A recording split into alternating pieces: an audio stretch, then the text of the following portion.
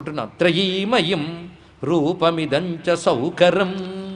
నీ యొక్క ఈ వేదస్వరూపం ఎలా ఉన్నదంటే, నువ్వు పైకొచ్చి ఒక్కసారి విదిలించినప్పుడు నీ రోమాలు తగిలినటువంటి నీళ్లు మా మీద పడింది. ఎంతకంటే భాగ్యం ఇంకేమున్నదయ్యా.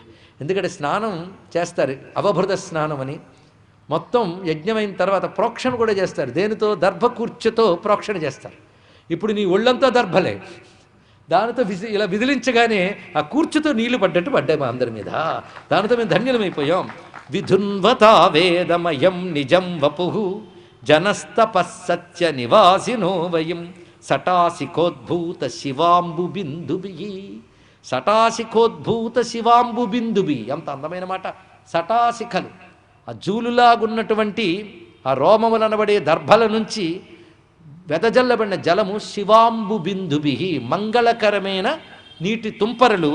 విసృజ్యమానా భృశమీశ పావితా, వాటి వల్ల మేమందరం ధన్యులమైపోయాం. అంటే ఆయన విధులింపు కూడా మనకు అనుగ్రహించడమే. ఇది తెలుసుకోవాల్సినది. హవ రూపివి హవనేతవు హవభోక్తవు నిఖిల హవ ఫలాధారుడవున్ హవరక్షకుండవగు నీకు అవితతమగునుతులు నర్తుమయ్య ముకుందా అని స్తుతించారు.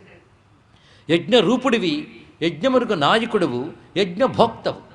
అందుకే నారాయణ నామాలన్నీ యజ్ఞపరంగా వేదాంతపరంగా రెండిటి పరంగా అన్వయించాలండి. ఇక్కడ యజ్ఞపరమైన అన్వయం కర్మకాండలో, ఆత్మపరమైన అన్వయం జ్ఞానకాండలో, రెండిటి పరంగా అన్వయింపబడుతుంది.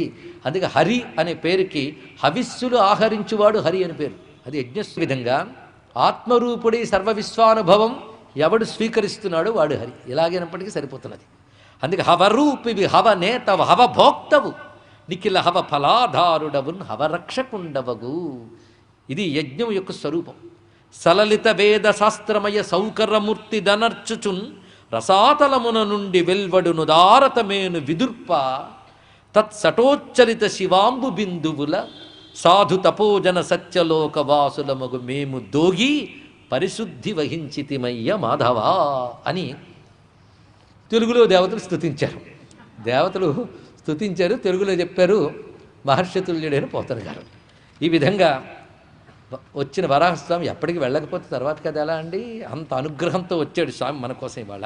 అటువంటి స్వామి యొక్క స్వరూపాన్ని మరొక్క శ్లోకంతో నమస్కారం చేసుకుందాం. దేవతలు చేస్తున్నది.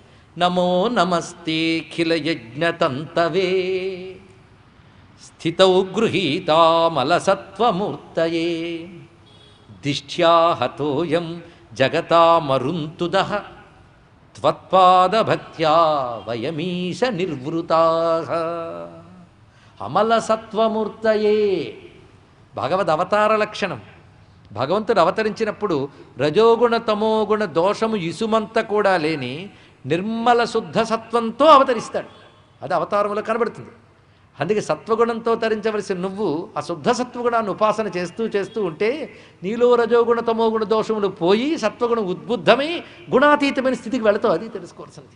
అందుకే మాట చెప్పేటప్పుడు అఖిల యజ్ఞతంతవే అనే మాట వేశాడు ఇక్కడ.